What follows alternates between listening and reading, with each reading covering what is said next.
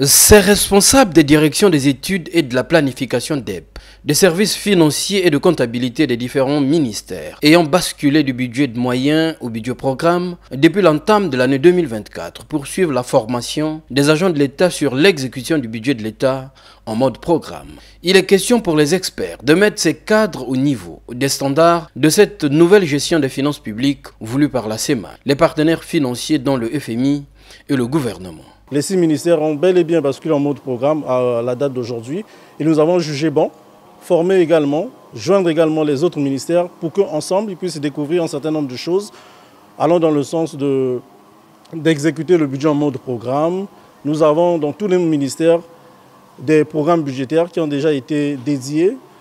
Il y a une déclinaison en termes d'action et il y a des acteurs nouveaux qui vont désormais voir le jour.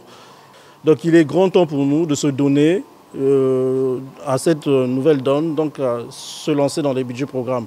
Cette formation vise à consolider les réformes financières enclenchées par le gouvernement il y a quelques années en vue d'une utilisation rationnelle des deniers publics. Tous les dispositifs ont été mis en place. Il y a eu des accompagnements techniques, les projets annuels de performance selon les programmes qui ont été, les 4 programmes qui ont été identifiés au niveau du ministère de la Santé et de la Population, tels que le CDMT, le cadre de dépenses à moyen terme et tous les autres documents qui vont avec.